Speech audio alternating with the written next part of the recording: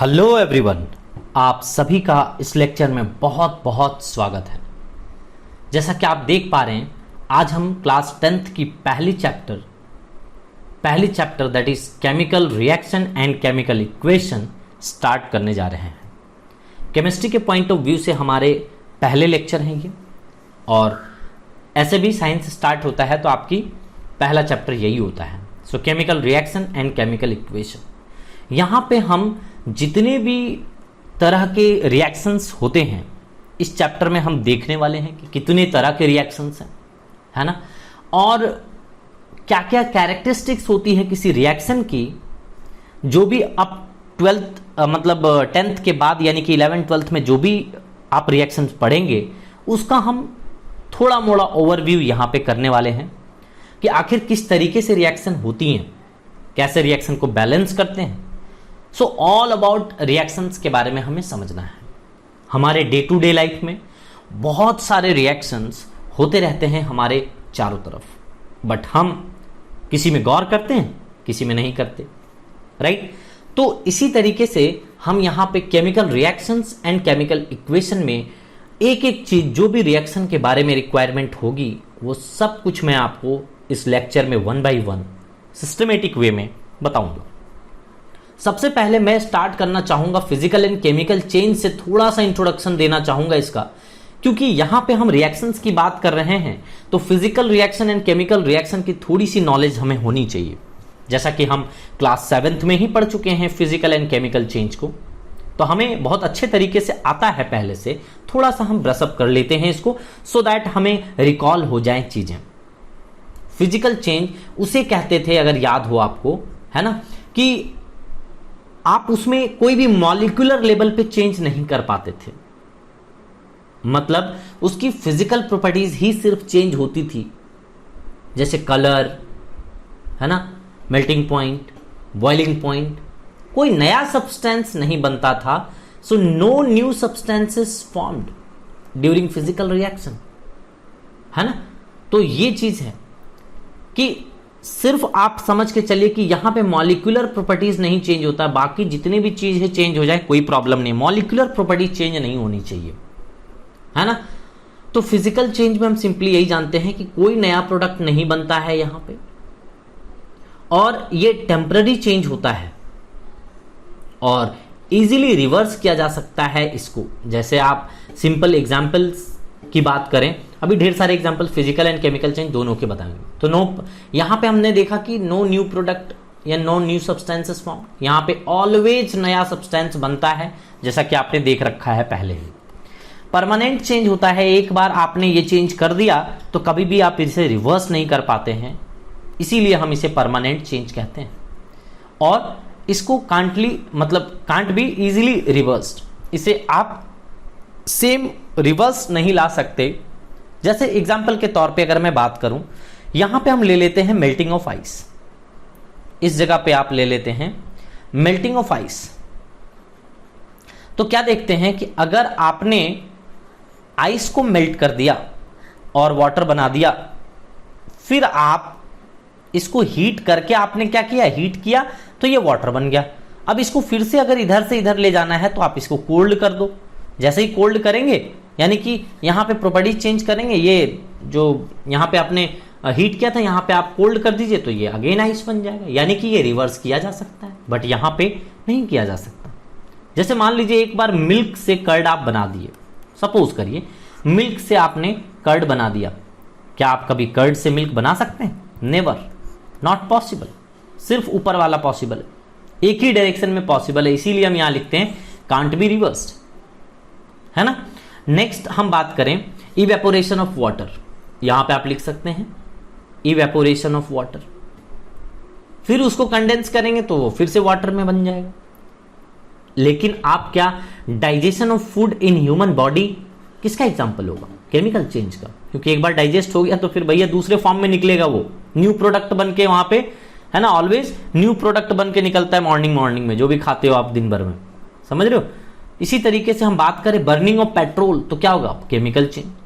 Rusting of iron क्या होगा? Chemical change. लेकिन आप अगर बोलोगे dissolution of salt in water तो ये फिजिकल चेंज है। आप यहां बोलोगे रबर को स्ट्रेच करना, फिजिकल चेंज है। पेपर को फाड़ देना, फिजिकल चेंज है। लकड़ी को काटना, फिजिकल चेंज है। सिर्फ आप क्या करते हो, उसकी टेक्सचर चेंज कर देते हो, है ना। मैग्नेटिक प्रॉपर्टी मतलब सारे फिजिकल प्रॉपर्टीज आप चेंज करते हो, है ना। यहां पे जो कॉन्स्टिट्यूएंट जो मतलब मॉलिक्यूलर प्रॉपर्टीज होती है वो चेंज नहीं होती। यहां पे सारे चीज चेंज तो होते हैं, उसके साथ साथ में, है ना, मॉलिक्यूलर प्रॉपर्टीज भी चेंज हो जाती है, जिसके कारण हम इसे केमिकल चेंज कहते हैं। तो आई थिंक रिएक्शन, जो केमिकल रिएक्शन और फिजिकल रिएक्शन की बात करते हैं, वो आई थिंक आपको क्लियरली समझ में आ गया होगा। अब हम यहां पे दूसरे लेवल पे मूव करने वाले हैं, दैट इज केमिकल एक्शन और रिएक्शन। आखिर किस तरह के रिएक्शंस होते हैं और कैसा आखिर कोई रिएक्शन दिखता है, ये चीज हम जानने की कोशिश करेंगे under the heading chemical action और reactions. So your next heading is chemical action और reaction। केमिकल एक्शन और रिएक्शन देख लिए। चलिए मैं एक फॉर्मेट लिख के बताता हूं कि कैसा आखिर कोई केमिकल रिएक्शन दिखता है। केमिकल रिएक्शन अगर आप देखना चाहते हैं तो सिंपली हम यहां पे ए, यहां पे स्मॉल ए, यहां पे मैं B, small B, capital B, इस तरीके से मैं यहां पे लिख देता हूं small C, capital C, small D, capital D. तो ये आपका एक केमिकल रिएक्शन है, केमिकल रिएक्शन है। आइए इसके बारे में समझते हैं कि क्या क्या चीजें यहां पे होनी चाहिए और क्या नहीं होनी चाहिए, क्या फायदा होता है इससे, ये सब कुछ हम यहां पे देखने वाले हैं। तो आप अगर ये स्मॉल एबीसीडी की बात करें, इस रिएक्शन में मैं लिखूं कि वेयर, कौन कौन क्या है ये बताने की कोशिश करूं, तो आप कहेंगे कि small a, b, c, d are the stoichiometric coefficient, stoichiometric coefficient।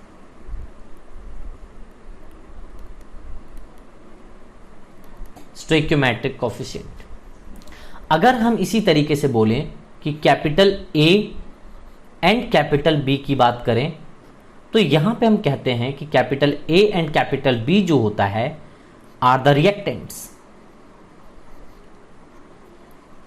Reactants आप देख सकते हैं कि जो left side of this reaction, ये हमेशा रिएक्टेंट जो होता है वो लेफ्ट साइड होता है, किसके, इस वाले एरो के। ये जो एरो दिख रहा है, इस एरो के जो लेफ्ट साइड में होगा उसी को रिएक्टेंट्स कहते हैं। अगर हम सी एंड डी की बात करें तो ये प्रोडक्ट्स कहलाते हैं, प्रोडक्ट्स कहलाते हैं, और ये हमेशा राइट साइड में रहता है, right side of this reaction. ठीक है। अब यहां पे इस रिएक्शन को लिखने के बाद बहुत सारा कुछ पता नहीं चल पाता अपने को, तो हमें क्या करना चाहिए कि बहुत सारे चीज मेंशन करने चाहिए आपको। जैसे मान लीजिए कि आपको अगर बताना है कि कोई रिएक्शन सॉलिड में है, स्टेट बताने की अगर आपको जरूरत है, अगर किसी का स्टेट बताना है, ठीक है, तो आप उसको सॉलिड को इंडिकेट कर दीजिए स्मॉल एस से, ब्रैकेट में ऐसे लिख करके। अगर किसी को बताना है कि वो लिक्विड स्टेट में है तो उसको आप लिक्विड को स्मॉल एल में ऐसे करके बता दीजिए। उसी तरीके अगर आपको किसी को बताना है कि रिएक्शन में कोई गैसेस स्टेट में है तो ऐसे बताइए। ये स्टेट बताने का तरीका है। मान लीजिए किसी गैस को आपको दिखाना है तो आप ऐसे भी दिखा सकते हैं कि ये अपवर्ड एरो दे देंगे अगर उस प्रोडक्ट में, है ना, तो आपको लगेगा ये क्या हो रहा है, इवोल्यूशन हो रहा है। इसका मतलब क्या है, इवोल्यूशन ऑफ गैसेस, इवोल्यूशन, है ना, ऑफ गैसेस। इसी का उल्टा एरो बना देंगे डाउनवर्ड डायरेक्शन में ऐसा, तो ये प्रेसिपिटेट हो जाएगा, है ना, तो प्रेसिपिटेट बन जाता है ये, प्रेसिपिटेट। यानी कि बॉटम में जाकर के ये बैठ जाता है। मान लीजिए ये कोई रिएक्शन हो रहा है तो यहाँ पे सब चीज डिसॉल्व हुआ और लास्ट में जाकर के नीचे भी बॉटम में बैठ गया, प्रेसिपिटेट बन गया, है ना। जैसे चौक मान लीजिए आपने वाटर में डिसॉल्व किया तो नीचे जाके कुछ देर छोड़ दीजिए आप, बॉटम में जाके बैठ जाएगा, वो डिसॉल्व नहीं होता पूरी तरीके से। तो वहां पे आप क्या कहते हैं कि प्रेसिपिटेट बन करके नीचे बैठ गया। तो इस एरो से वहां पे दिखाया जाता है रिएक्शन को कि नीचे बैठ गया वो, ठीक है। तो ऐसे करके आप किसी रिएक्शन में आप दिखा सकते हैं। हो सकता है आप यहाँ पे बोल सकते हैं कि अगर मान लीजिए कि ये सॉलिड में है तो आपने यहाँ पे सॉलिड दिखा दिया। हो सकता है आपने कहा कि ये लिक्विड में है तो लिक्विड में आपने दिखा दिया, इस तरीके से करके। मुझे पता नहीं किस में है अभी, लेकिन आप अगर रिएक्शन में कुछ पर्टिकुलर होता है तो आप दिखा सकते हैं, तब जाके थर्मोडाइनेमिकली कोई करेक्ट होता है। तो यहाँ पे क्या करते हैं कि ये लिक्विड है, फिर यहाँ पे गैस कर दिए, फिर इसी तरीके से ये गैस में है तो कुछ और स्टेट यहाँ पे दे सकते हैं। आप ऐसे सिंपली दिखा देंगे तो ये भी समझ में आ जाएगा कि गैस से जो उड़ गया, है ना। कोई किसी रिएक्शन में आप ऐसे दे देंगे नीचे वाला तो प्रेसिपिटेट हो जाएगा। आपको अगर टेम्परेचर मेंशन करना है तो टेम्परेचर के लिए TEMP लिख करके और वहां पे मेंशन कर दीजिए साइड में रिएक्शन के आप एकदम लास्ट में, है ना। प्रेशर मेंशन करना है तो प्रेशर मेंशन कर दीजिए। तो जो भी रिएक्शन में मेंशन करना है वो सब कुछ कर दीजिए। तो ये एक रिएक्शन का फॉर्मेट है जहां पे आपने देखा कि इधर साइड में रिएक्टेंट है और इस साइड में जो आपने देखा ये प्रोडक्ट्स हैं। तो बड़े इजी तरीके से किसी भी रिएक्शन को आप यहां पे देख पा रहे हैं। तो ये बहुत ज़्यादा टफ नहीं है, बिल्कुल ही सिंपल है जहां पे आप रिएक्शंस को देख पाते हैं, राइट। तो कैरेक्टरिस्टिक्स ऑफ केमिकल रिएक्शन आपको समझ में आ गया होगा आई थिंक। तो आइए अब हम देखने जा रहे हैं कैरेक्टरिस्टिक्स ऑफ केमिकल रिएक्शन। आखिर क्या क्या कैरेक्टरिस्टिक्स होती हैं। मैंने रिएक्शन के तो फॉर्मेट आपको बता दिए, बट क्या क्या कैरेक्टरिस्टिक्स होता है वन बाय वन हम आइए देखने की कोशिश करते हैं। नंबर 1 अगर हम बात करें तो पहला कैरेक्टरिस्टिक्स है कि कोई भी रिएक्शन जो होता है वो इवोल्यूशन ऑफ गैसेस कर सकता है। जैसा कि मैंने बताया आपको, इवोल्यूशन ऑफ व्हाट, गैस कर सकता है। तो कैसे इवोल्यूट करता है देखना है। किसी कंटेनर में अगर गैस निकलेगा तो किस तरीके से, कुछ रिएक्शंस के थ्रू मैं आपको बताऊं। जैसे मान लीजिए आपने कभी भी जिंक का रिएक्शन अगर करवा दिया, सपोज करिए जिंक आपने सॉलिड स्टेट में लिया, चलो मैं स्टेट भी मेंशन यहां पे कर देता हूं सो दैट आपको अच्छे तरीके से समझ में आए कि थर्मोडायनेमिकली कैसे सही होता है। थर्मोडायनेमिकली रिएक्शन तभी सही होगा जब स्टेट, टेम्परेचर, प्रेशर मेंशन कर दोगे, तब जाकर के सही होता है। अब यहां पे H2SO4 को क्या करोगे, ये डाइल्यूट फॉर्म में ले लो, है ना, कॉन्सेंट्रेटेड नहीं लेना है आपको, जरूरत नहीं है। तो H2SO4 यानी कि सल्फ्यूरिक एसिड आपने डाइल्यूटेड फॉर्म में ले लिया, तो ये क्या बन जाएगा बताइए, ये बन जाएगा आपको ZnSO4, ठीक है।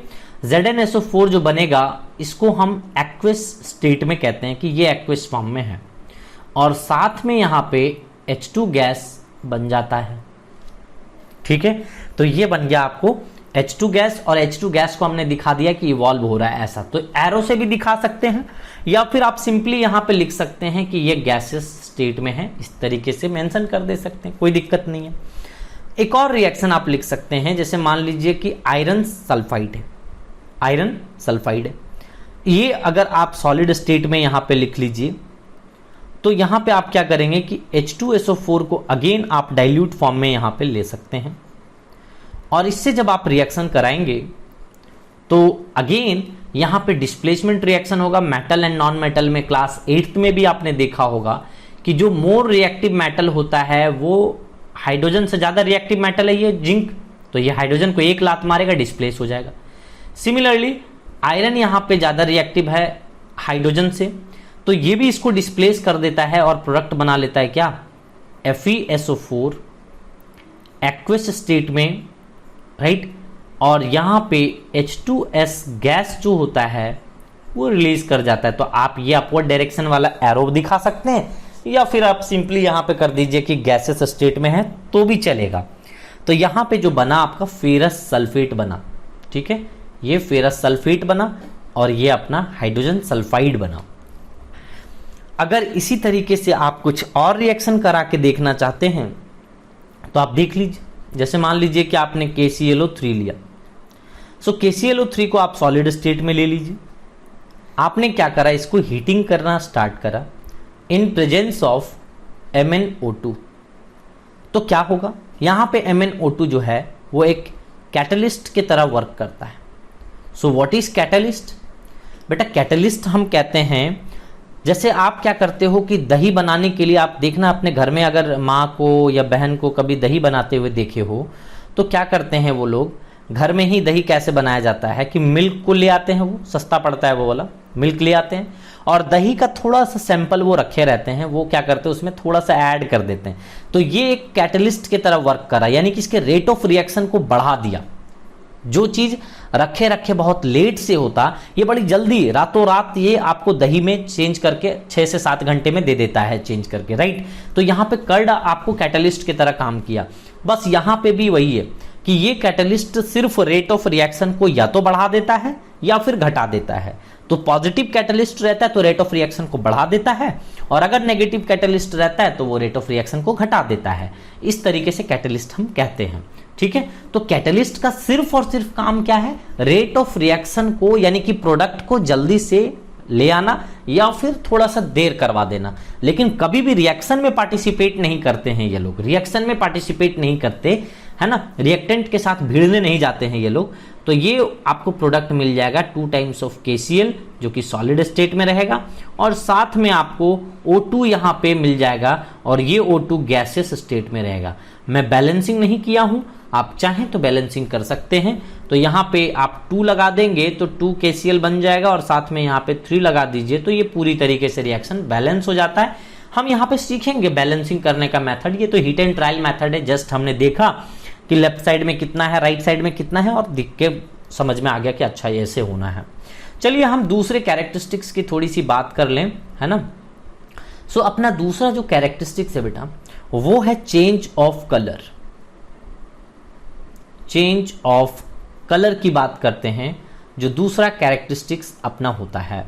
तो चेंज ऑफ कलर, इसमें क्या होता है कि हम किसी रिएक्शन में, देखो पर्टिकुलर यहाँ पे क्या करना है ना, chemical reaction and chemical equation में मैं सजेस्ट करूंगा पर्सनली कि कम से कम जितने भी रिएक्शंस वाले कलर वाले हैं कलर याद कर लें, क्योंकि डायरेक्टली पूछ लिए जाते हैं कि कौन से कंपाउंड के कलर क्या हैं।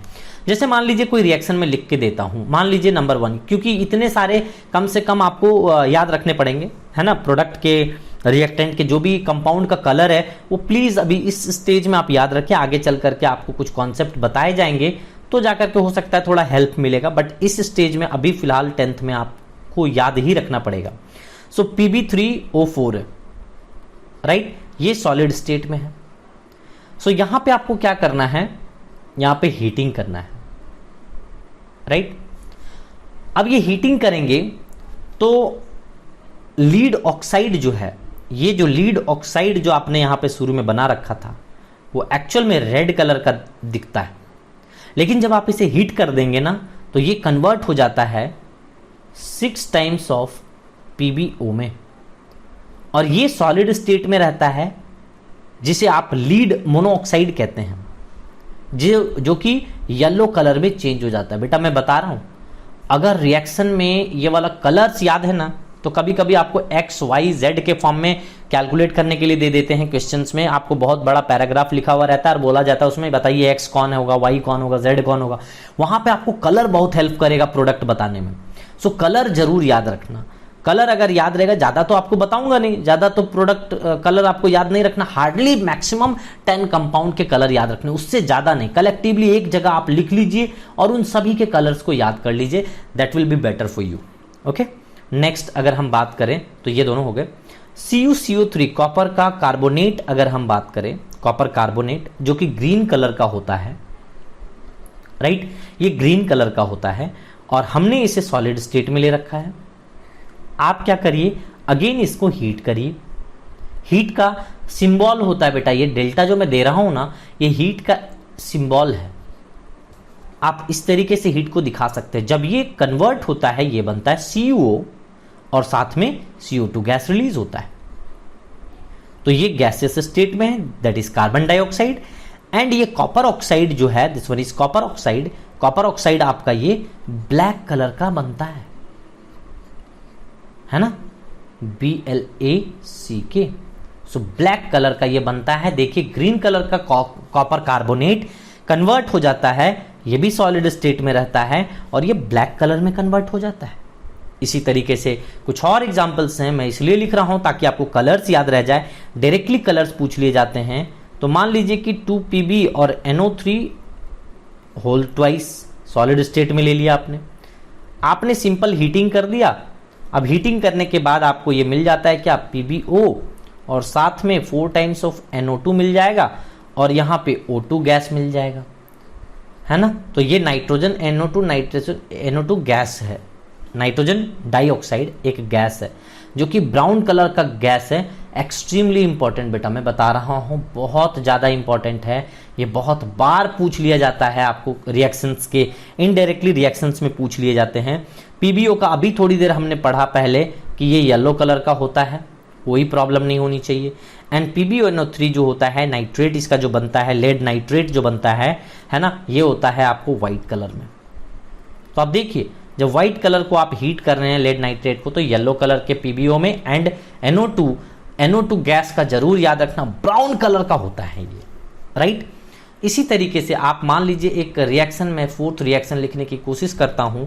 अगर मान लीजिए कि मैं ले लेता हूं शुगर, दैट इज C12H22O11, ये क्या है बेटा, शुगर है ना। इसको आप सॉलिड फॉर्म में ले लीजिए शुगर को, और क्या कीजिए उस शुगर को हीट कर दीजिए। जब आप हीट करेंगे तो कार्बन के फॉर्म में जलेगा, है ना। तो 12 टाइम्स ऑफ कार्बन बन जाना चाहिए और साथ में 11 टाइम्स ऑफ H2O बन जाना चाहिए।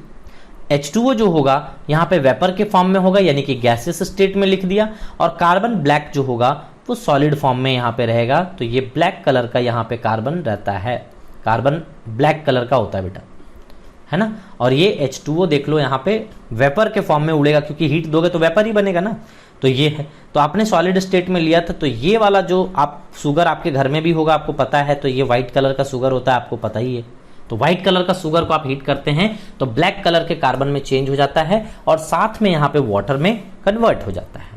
नेक्स्ट कैरेक्टरिस्टिक्स की बात करें बेटा, तो नेक्स्ट कैरेक्टरिस्टिक्स होता है फॉर्मेशन ऑफ प्रेसिपिटेशन, यानी कि हमने शुरू में ही रिएक्शन में बताया कि कैसे आखिर फॉर्मेशन होता है पीपीटी का। तो formation of precipitate, in short we call it PPT, precipitate. तो इन शॉर्ट हम क्या कहते हैं इसको, पीपीटी, है ना। तो यहां पे फॉर्मेशन ऑफ पीपीटी बनना, ये भी एक कैरेक्टरिस्टिक्स होता है रिएक्शंस का, वो भी आपको यहां पे देखना चाहिए।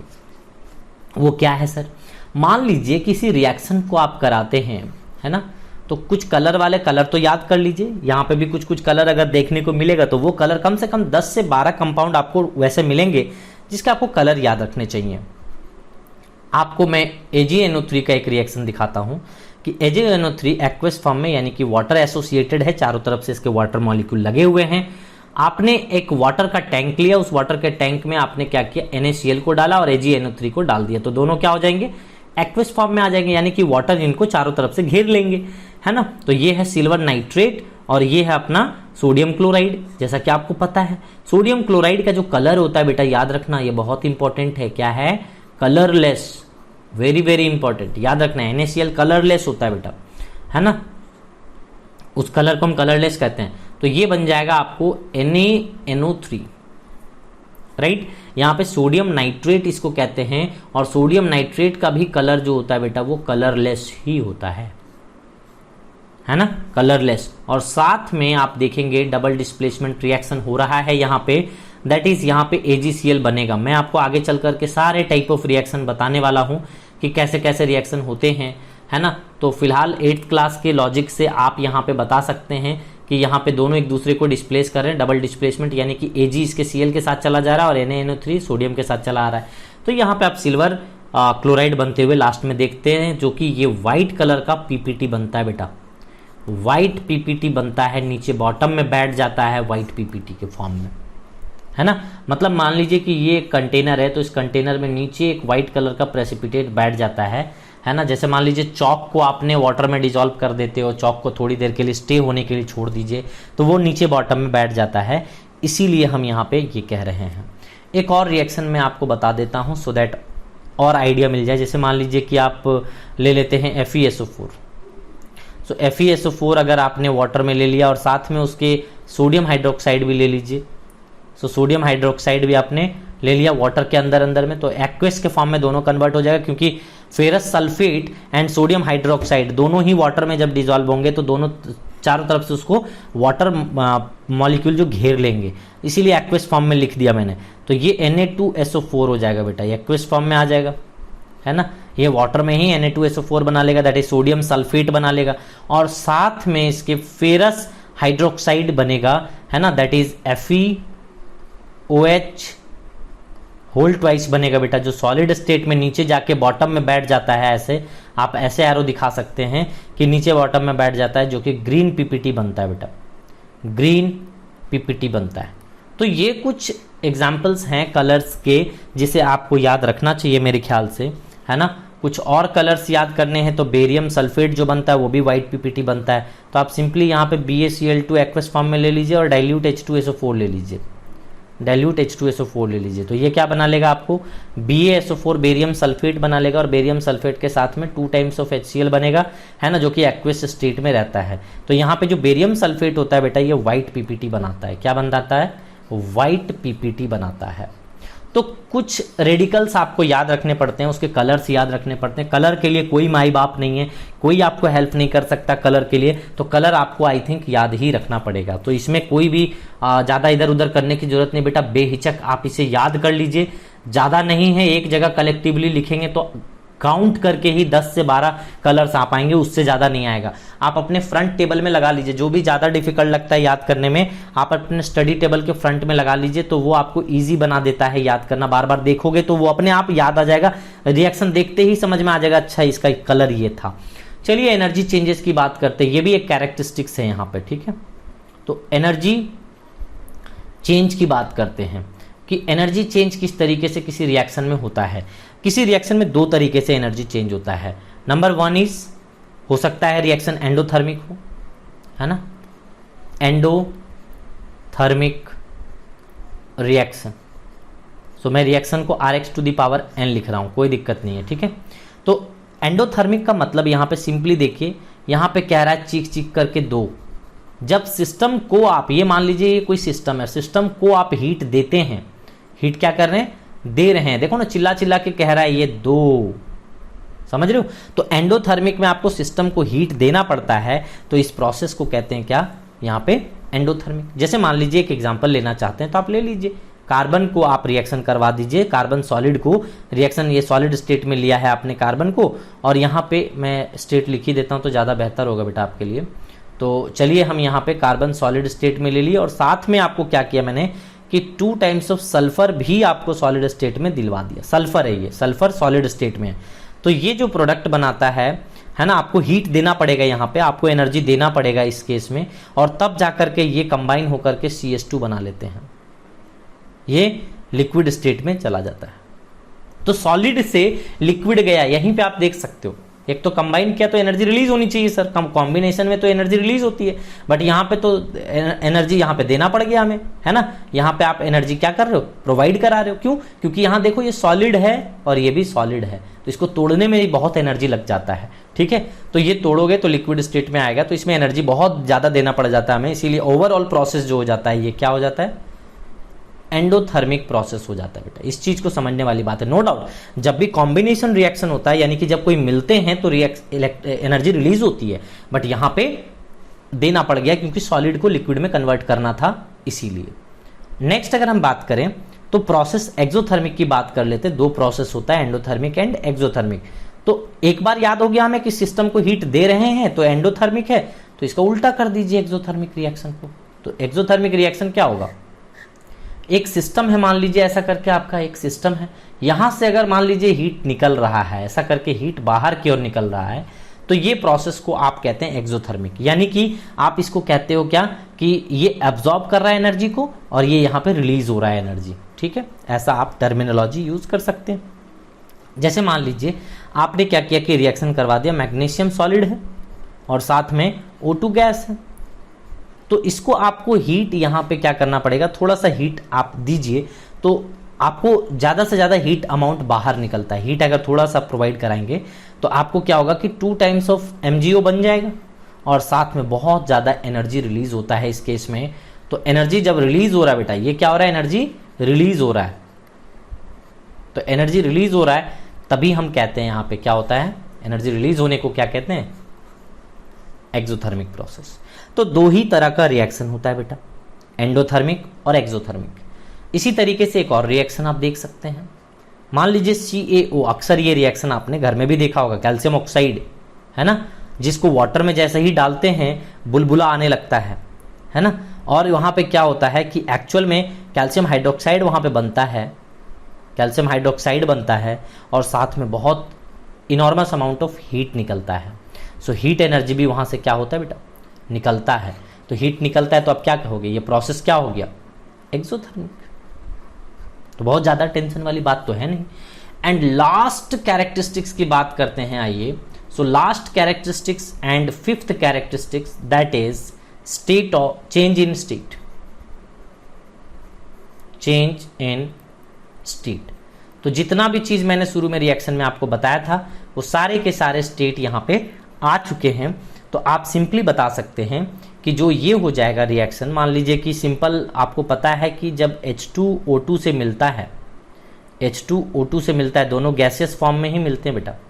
जब ये दोनों मिल जाते हैं एक दूसरे से तो क्या होता है, यहाँ पे H2O बन जाता है और ये लिक्विड स्टेट में बनता है।